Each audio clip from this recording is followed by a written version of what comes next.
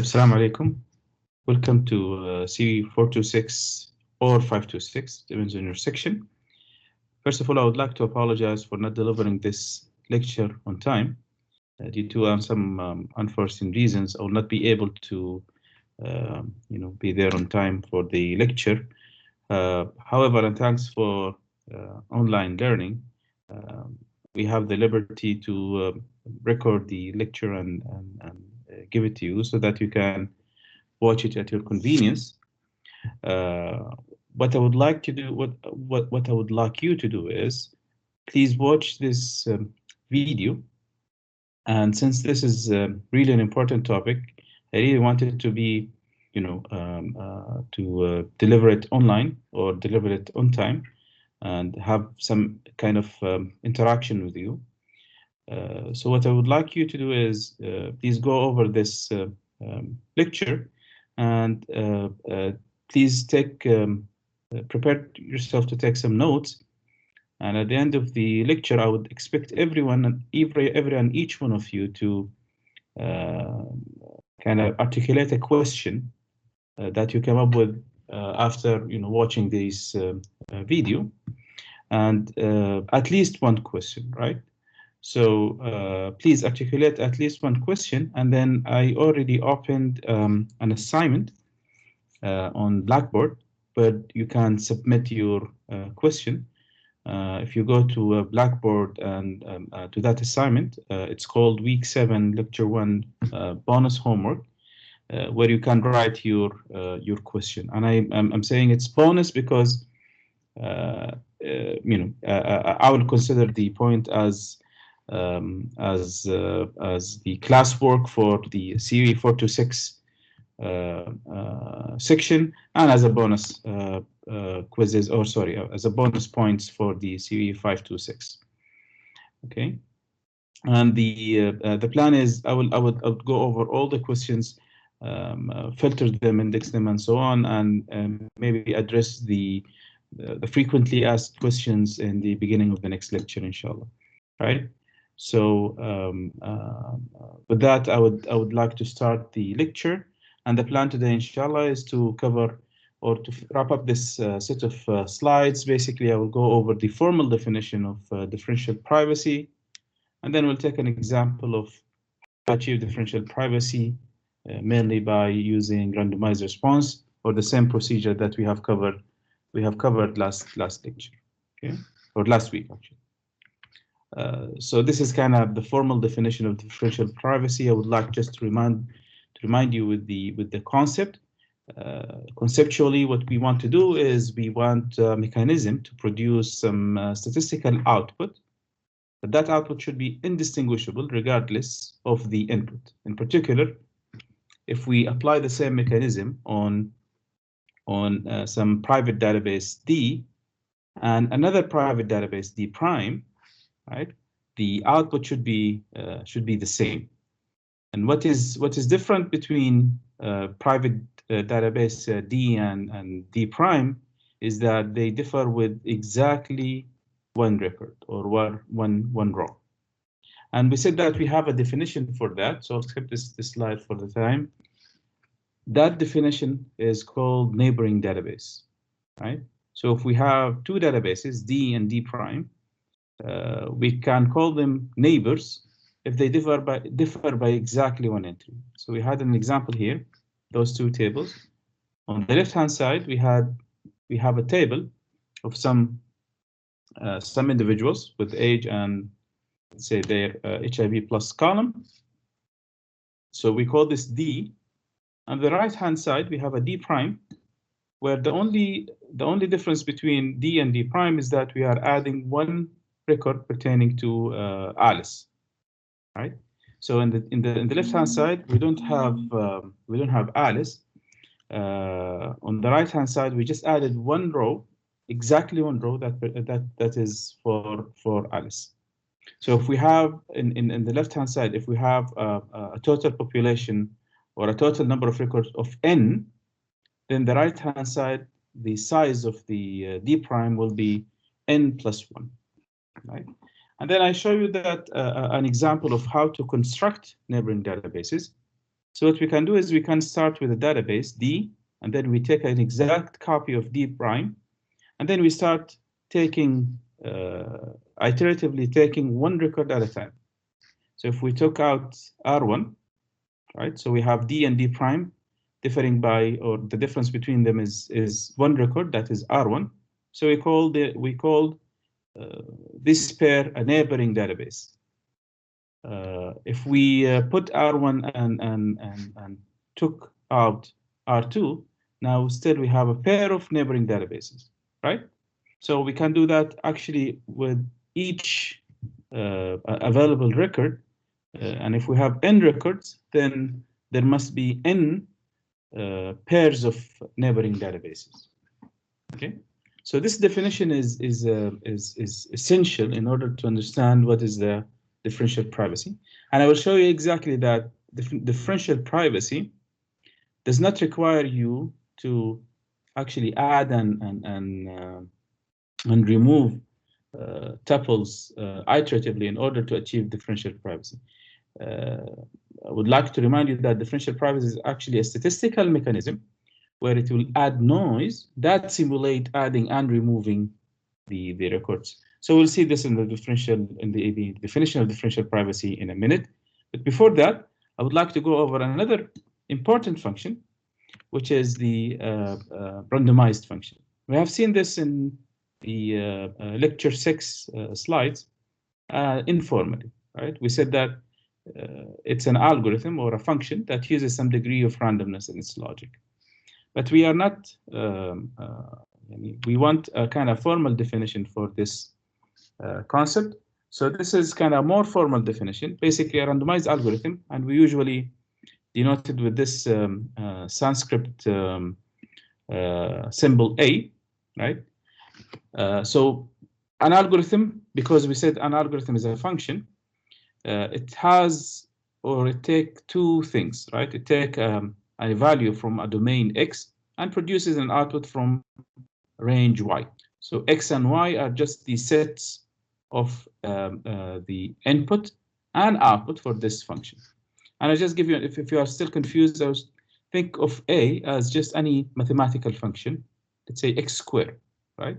So X squared can take any value, let's say from the real set. So the domain there is the real set numbers, R, and it always produces a non-negative number, right? Because X squared will take any value and give you the square of that, and the square is always positive. So if you add 1, the output of X squared is 1.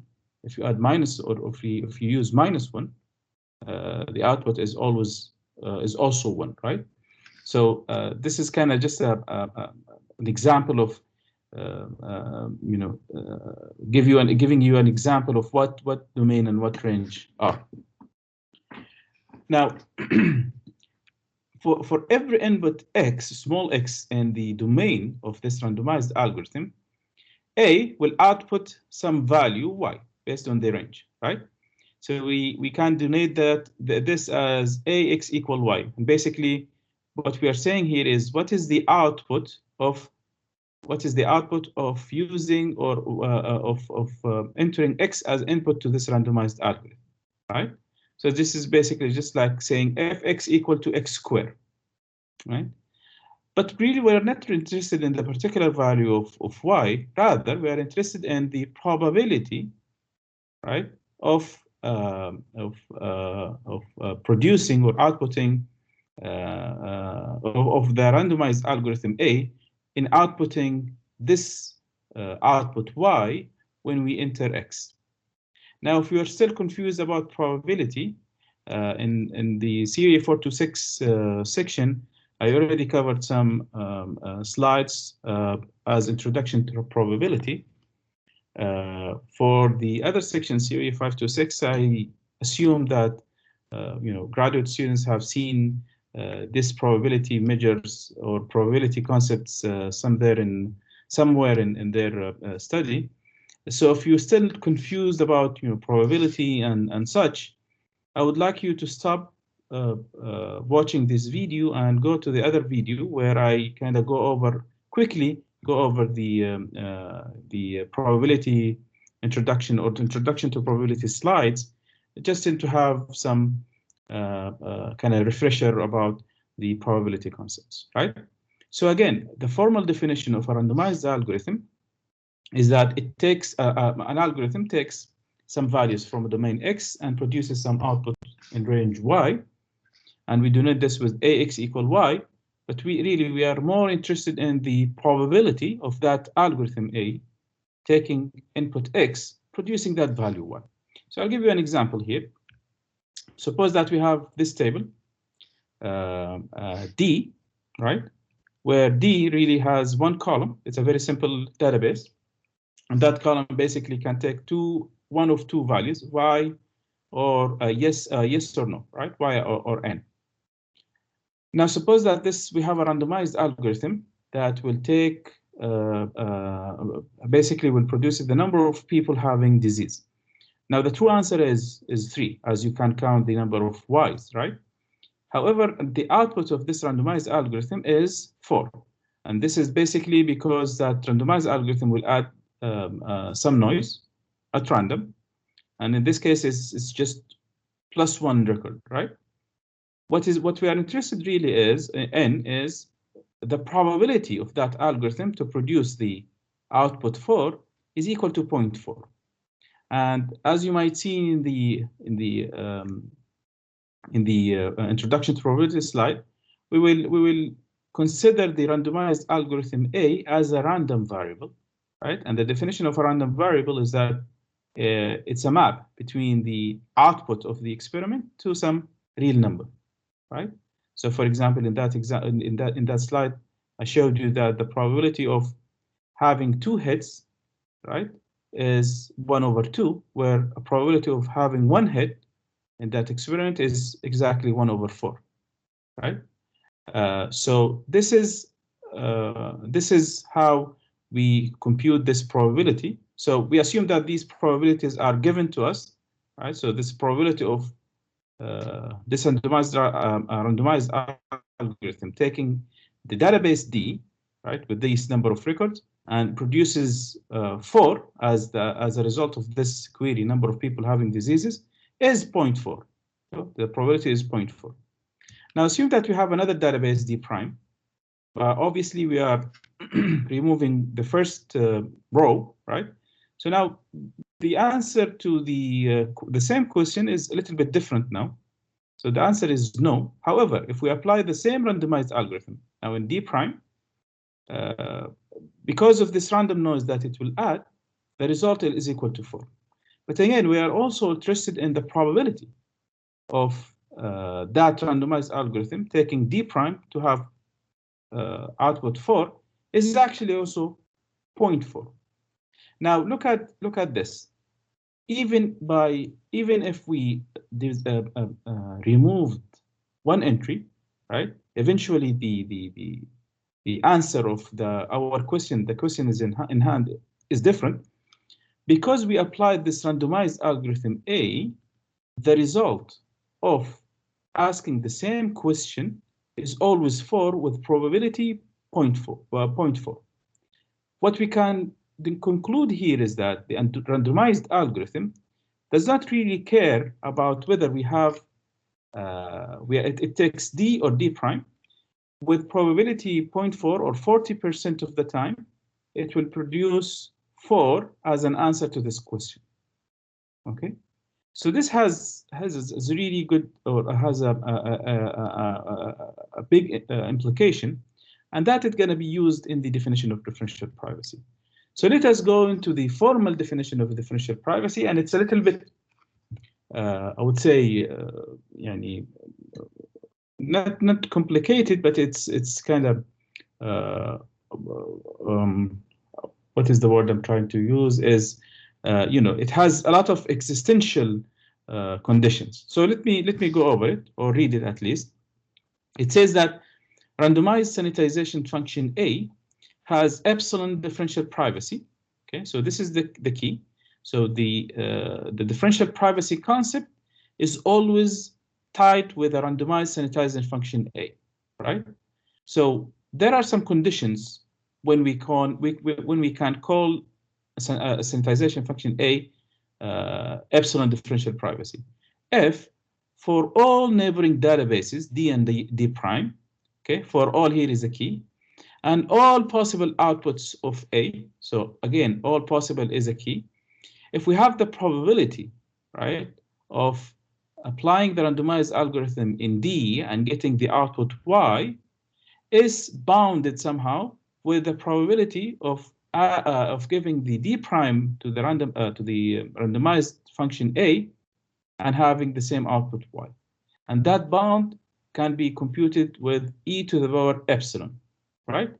In other words, if you want to, manipulate and divide by this term, you will get probability of AD equal Y divided by probability of AD prime equal to Y should be less than or equal to e to the power epsilon, where epsilon should be a value greater than 0, so an negative value, and Y is any value of in the range of A. Sorry, this should be Sanskrit A. Okay, so this is kind of the formal definition of differential privacy. So let's, as I told you, it's kind of like a little bit complicated. So let's take it piece by piece. Okay, so I said that there are two conditions. The first condition is that for all neighboring databases D and D prime. And the second condition is that all possible outputs. So let's talk about the all neighboring databases D and D prime. So as I said, the concept of neighboring databases is that if D and D prime differ by exactly one record, right? So in this case, we are mandating that not only one pair of databases, neighboring databases, but every pair of neighboring databases, right? So this is suppose that this is the function A prime, or sorry, A, that will take this function, this database D, into some output Y, right? So I'm just visualizing the what does this randomized algorithm do? So it will take the database D, will add some noise to the result of the query that we have in hand, and actually the output is Y, where this set is actually the range of A. And similarly, if we are considering D prime, which differs in exactly one record from D, and this applying this D prime to the randomized algorithm will give us exactly the same output Y, right? So again, we are not only interested in taking out the first record, but also taking out the second record, the third record, and the fourth record, right? So this is kind of what does this condition means for all neighboring databases D and D prime, right? So how about the other one, for all possible outputs of A? Now look, observe that both, if we apply the same randomized algorithm A to both D and D prime, they will always produce the result Y. But we are not really, there is nothing special about the value Y here. What we can do is we can actually, replace Y with any possible output in the range of A, right? So we can take any value, not only Y, but maybe Y prime, Y double prime, and so on. Okay, so we're not really interested in a particular pair of D and D prime neighboring databases. We are not also interested in the exact value of Y, right? We are interested in every value of Y. Okay, so again, this is why this definition is a little bit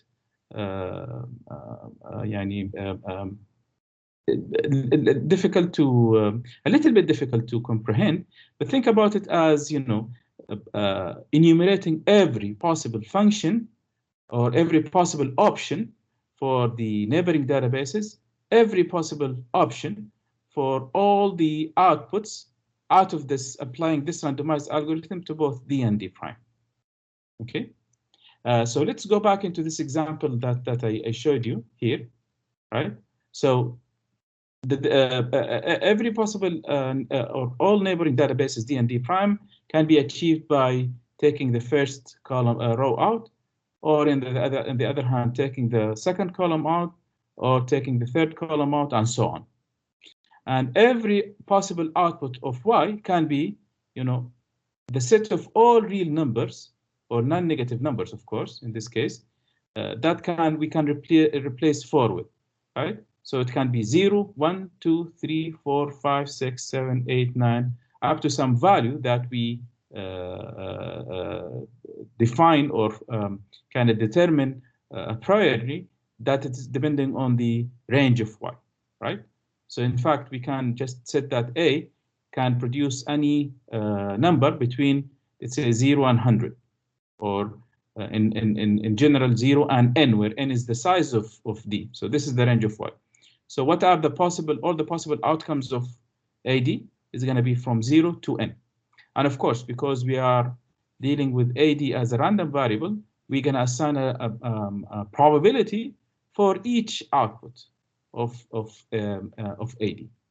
Okay, so this is kind of the definition of formal differential privacy. We say that a randomized sanitization function A has epsilon differential privacy if for all neighboring databases D and D prime and all possible outputs of A, this condition should hold.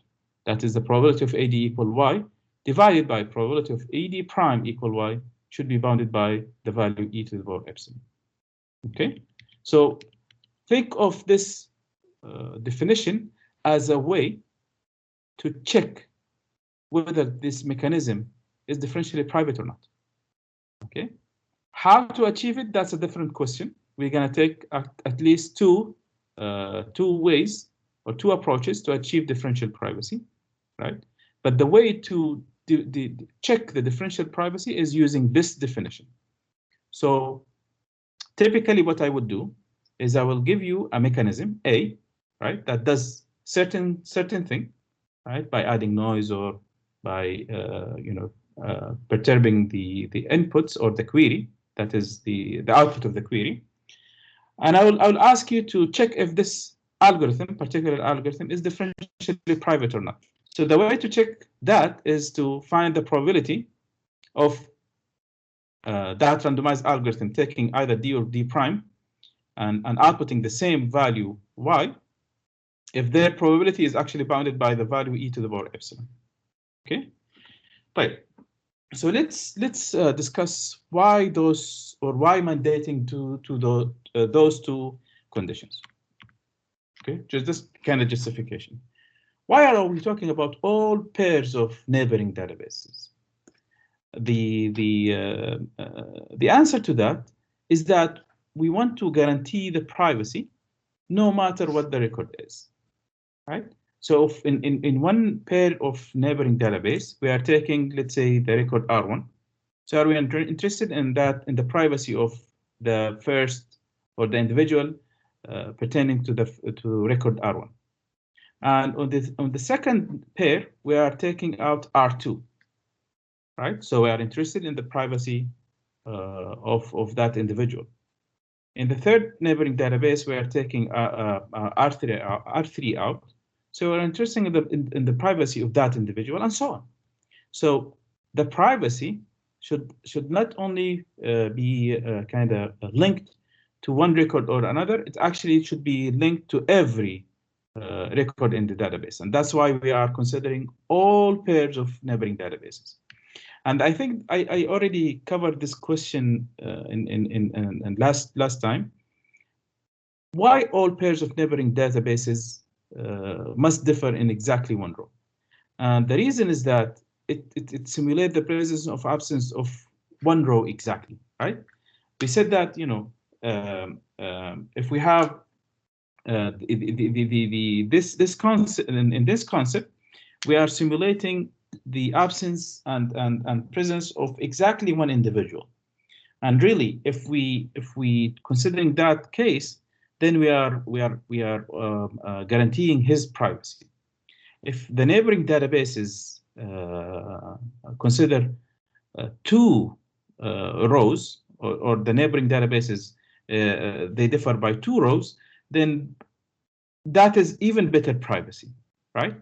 If the neighboring databases differ in 3 or more rows, that is even better privacy, because in the output of the in the statistical output of the randomized algorithm, right?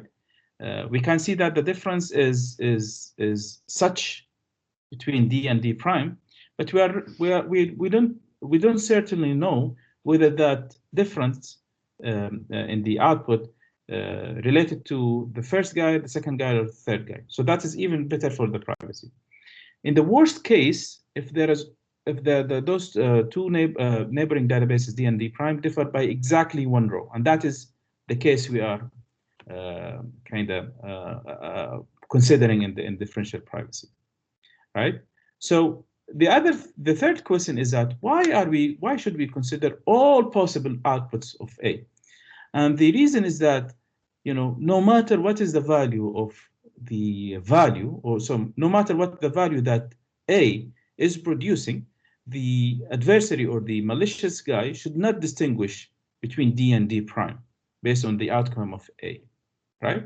So whether that A produces 4 or 3 or 2 or 1 to that question or that example, the adversary should not able to distinguish whether that number, that output, was produced because we randomized algorithm A was applied into D or D prime. Okay. Or in other words, if let's say we are focusing on one output, right? And then definitely that output will have different probability of appearing between D and D prime, then the adversary can infer something about whether the difference between the D and D prime is pertaining to record R1 or R2 or R3 and so on. Right? So we would like to bound the probability between AD and AD prime as e to the power epsilon for every possible value of y. Okay? So this is basically the justification for having such a kind of an overwhelmed definition of differential privacy. Now, since D and D prime can be interchanged, right? The following observation is also true. So what does that mean is, regardless whether we add a record from D to have D prime or remove a record from D to get D prime, that is exactly kind of similar, right? So the neighboring database is actually symmetric in a sense that whether we add a table to D or remove whether we add a row to D or we remove a record or a row from D, we always get a D prime, right? So in other words, the difference between D and D prime can be adding a row to D or removing a row from D, right? So in that case, whether we add or remove, we can actually bound the privacy in 2 cases. So the probability of AD equal Y divided by probability of ED prime equal Y is less than e to the power epsilon in case if we remove a row from D to get D prime, or is greater than e to the power minus epsilon if we actually add a row to D to get D prime. Okay, so this is kind of an observation that is true regardless of how we construct a neighboring database, by adding 1 row to D or taking 1 row from D prime. And in fact, you see, here is kind of, we have a bounded, a more bounded definition of differential privacy, where we have the probability has to be bounded between e to the power epsilon, of course, less than e to the power epsilon and greater than e to the power minus epsilon. And in fact, epsilon here has some semantic meaning, and it's actually called privacy budget. Okay, so privacy budget meaning if we choose a particular value, and typically epsilon take small values, non-negative values, but small, like 0.01, 0.1. Sometimes it can take len 2 or len 3, right? That is called the privacy budget, because it kind of guarantees, or it kind of think about it as some margin of privacy that we would like to to guarantee the privacy within this margin. Okay, so this is why it's called privacy budget, and we'll come into it in later lectures. Now, using some mathematical property for small value of epsilon, then we can replace e to the power epsilon with 1 plus epsilon, and e to the power minus epsilon as 1 minus epsilon. Okay, and typically this is the case because, you know, epsilon can be if epsilon is very small values, then we can replace e to the power minus epsilon with 1 minus epsilon. So we're going to use this kind of property sometimes in the while we kind of have some mathematical proof for differential privacy. Okay. Right. So now let's go back to the question that we have confronted with in lecture 6. In output perturbation, remember in output perturbation, we said that a randomized algorithm will take the output of the query f and add some noise. And in that example, we had a noise as a random variable between uniform distribution between -5 and 5. And then we had this question: how much noise should be added to the true answer? And in fact, differential privacy will give us kind of a good question to, a good answer to this question by considering the privacy budget, which is epsilon, as well as the accuracy, or another term for utility, right? So actually, differential privacy will strike kind of a good balance between the kind of the privacy as well as the accuracy. Okay, so we'll take some examples, but before taking examples of how to achieve differential privacy, I would like to kind of go over some use cases that actually use differential privacy. Probably the first use case where differential privacy was used is a tool called PINQ or PINQ. It's a short for Privacy Integrated Query, and it's actually an API for computing privacy-sensitive datasets that was released by Microsoft back in 2009.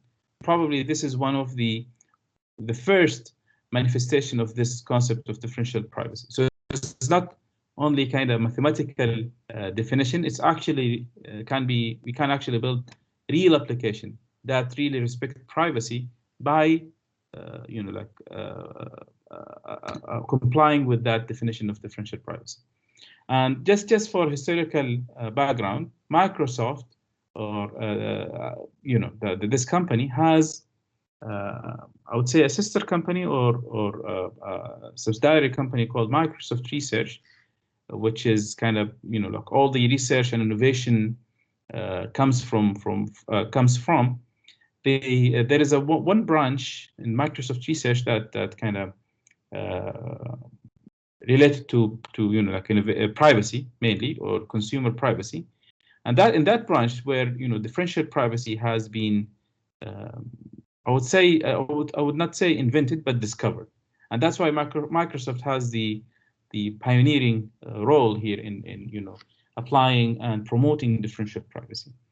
And in fact, maybe back in 2014 or so, Apple has adopted its own definition of differential privacy for collecting data from iPhone operating systems or Mac operating systems. And I think I already explained to you this use case where they wanted to learn or collect data, or statistical data at least, about the most frequently used emojis and letters in the iOS keyboard, but they are doing so in differentially private manner. Also, Google is adopting their own differential privacy implementation, and that is actually embedded in Chrome as of and the time being. And there are also like other use cases for differential privacy at Google. We know that, of course, it's secret, but we know that because Google actually released an open source tools for differential privacy.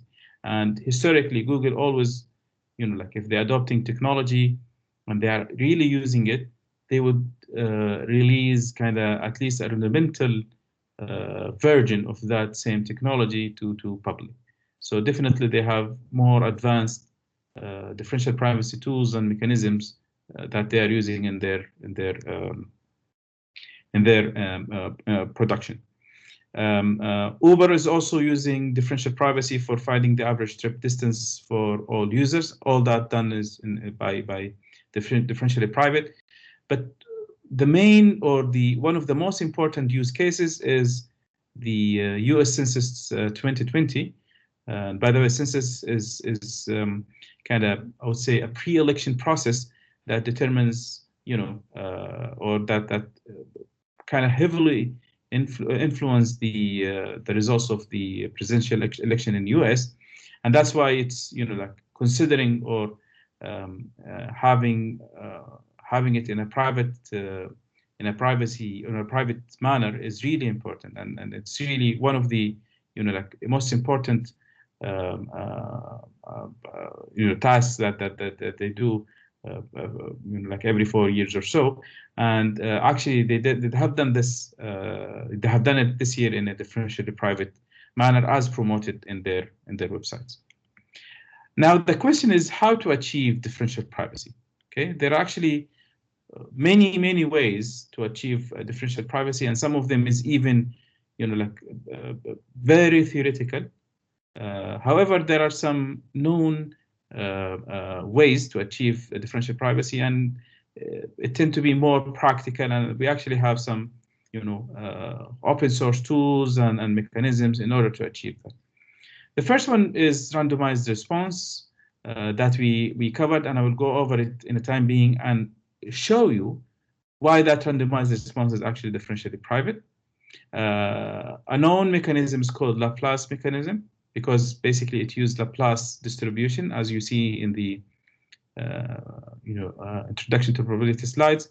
There is another approach called report noisy max. This is mainly like an algorithm by itself that report the maximum value in a differentially private manner.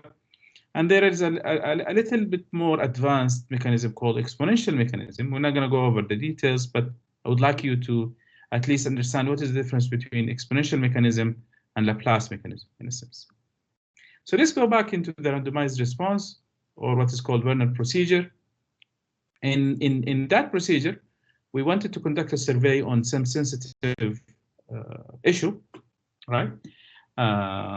Particularly, we are asking whether the individual in the database has ever shoplifted, and basically the answer is yes or no. And if you remember in lecture 6, we described a procedure where each individual, right, will flip a coin without sharing the output of this coin with the survey conductor. Depending on the output of the flipping, the coin flip, he will answer. So if he get a tail, he will immediately say yes, and if he get a head, he will ask, or he will answer truthfully, right? So now the survey conductor will not know if the answer is because he got a yes, because he got a head or tail in the coin flip. And we said that there are many variations or many variants of that procedure, right? Here is another procedure. To answer the question, throw a coin. If it tails, respond faithfully. If it is head, flip a second coin and respond. Yes if it is a head, and no if it is a tail. So conceptually, it is the same. It's the same approach, but it has a little bit different procedure, different steps, right? Previously, we said if it is tails, just respond yes immediately. If it is a head, and then tell the truth. Now, what we're doing is, if it is a tail, then respond faithfully. Whether you have ever shoplifted or not, you should say yes or no, right? If it is head, then you need to flip a second coin and respond yes if it is a head, and no if it is a tail. So conceptually, it is the same in a sense that if I answered yes, the survey conductor will not judge me, because I'm doing some kind of flipping a coin in the background. So yes can be because I get a tail and I respond faithfully, or because I get a head and then I flipped another coin and said yes because it's head and no because it's tails. Okay. So regardless if you use this procedure or the previous procedure, the final output is the same. That we are still can estimate the original probability of those who shoplifted, while preserving the privacy of individual, without the, you know, like the survey conductor kind of judge every respondent or every individual. But really, there is something you know, nice or particularly important in this definition or in this procedure. That is, there is a claim that this randomized response is actually Len3 differentially private, right? So we usually, if it is a differentially private, we call it epsilon differentially privacy, right? In this case, epsilon, the value of epsilon is actually Len3. So this is a claim, and we want to prove that. And in order to prove that, what we're going to do is we're going to compute some kind of probability, right? So if we go back into the definition of differential privacy, it's actually the probability of applying the randomized algorithm, or in this case, Werner procedure, on the database and getting some value, divided by the probability of adding the same or applying the same randomized algorithm, Werner procedure, on another database, D prime, and getting the same output. So what we're going to do here is we're going to do assume that the output of our Werner procedure is yes, right? So the output is always yes. Right. What two possible option, right? That I can get yes from. There are two options: whether the individual really shoplifted, right, or he has not actually shoplifted, right? So the first, where the individual has actually shoplifted, we can consider it as this database D. On the other hand, if the individual has not actually shoplifted, we can consider it as a D prime. Yet the output of the procedure, or the output of this randomized algorithm, is always yes. So let me show you here, right? This is the probability that we want to compute. The probability of getting a response yes. So this is the output of the procedure. Given that the truth is actually equal to yes, so that the individual has actually shoplifted. And this is D, and D prime is getting the same output, but the truth is now no, right? So you want to compute this probability. And by the way, as you've seen in the introduction to probability slides, this is kind of conditional probability. So what we are saying is that what is the probability of responding yes, given that the truth is yes, divided by the probability of getting a response of yes, given that the truth is no, right? So what is this probability? So the upper probability, or the numerator probability, is equal to 3/4. Why is that? Because if we flip a coin and we get a tail, then with probability 1/2, of course, right? So assume that the coin is the coin is fair. So with probability half, the responder, or the response, will be faithfully, right? So in other words, the response is yes, and the truth is yes. We'll have in the first case, we'll have a probability of 1/2. Plus, what are the other option that we will get a yes when the truth is yes? If we flip another coin, right? So the probability of getting hit is 1/2, and then we'll flip another coin, right? Which is also 1/2. So 1/2 multiplied by 1/2, we get a 1/4. So 1/4 of the time, or at least, what's that, 25% of the time, we will get a yes, even if the truth is always yes. So in other words, what we have here, we have two options to get a yes when the truth is yes. 1/2 when we get a tail, because he will respond faithfully, and 1/4, right? Because we are flipping another coin with probability 1/2. So 1/2 plus 1/4 will get 3/4. Now in the denominator, basically we're asking what is the probability of lying, because you are saying yes while the truth is no. So in the first option, when we get a tail, we will always respond faithfully. So lying is not an option here, right? So we'll actually omit this. We will omit this option. So let's consider the other option. There is actually 1/4 probability of you lying, right? Because if you actually shoplifted, or sorry, if you did not shoplift, so the truth is no. If you flip a coin with probability 1/2, and you get a head, then you need to flip another coin with probability 1/2. So that is you need to multiply. So it's 1/4, and they will get an answer of yes, right? So the probability of getting yes, even if you did not shoplift, is 1/4, and that's why we have 1/4 in the denominator. So if you divide 3/4 by 1/4, you will get 3, right? But remember that the definition of differential privacy says that the probability of AD divided by probability of AD prime should be less than or equal to e to the power epsilon. So in other words, what we have is 3 should be equal to 3 to the e to the power epsilon. And if we take the ln of both sides, that will give us epsilon is equal to ln 3. And that's why this randomized response is actually ln 3 differentially private.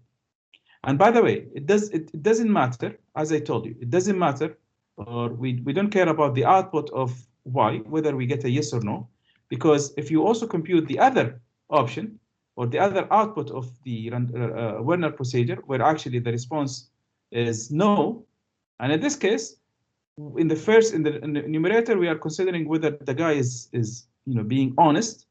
So there is also 3/4 probability to be honest and responding no, or if he is lying, right? So the same calculation goes there. So that's why randomized response is actually ln 3 differentially private. And again, ln 3 coming from the fact that we're mandating that definition of differential privacy should be less than or equal to e to the power epsilon. So in this fact, this probability of this is equal to 3. So in other words, e to the power epsilon is equal to 3. In order to find epsilon, we will take the ln for both sides and we'll get ln 3. Okay, so I hope that you are convinced that Werner procedure is actually differentially private with a ln 3 privacy budget, or epsilon is equal to ln 3. So this marks the end of this slide. And these are some references for the use cases that I talked about. I highly encourage you to kind of go over it and see or look at how the differential privacy is actually, or what are the use cases or the applications that differential privacy are used in. And I also, I'm also attaching a link for a YouTube video that nicely explains what is differential privacy, starting from the data reconstruction attack that we talked about. Okay, so to give you kind of roundup information or a background about differential privacy, why it's being used, and how to achieve it. Okay, so again, as a reminder, after watching this video, I would like you, hopefully you have more questions than answers. So I would like you to have, or to write me just one question, at least one question, about something that you did not grasp or you did not get from this lecture, so that I can address it, inshallah, in the next lecture. So thank you, and see you next class, inshallah.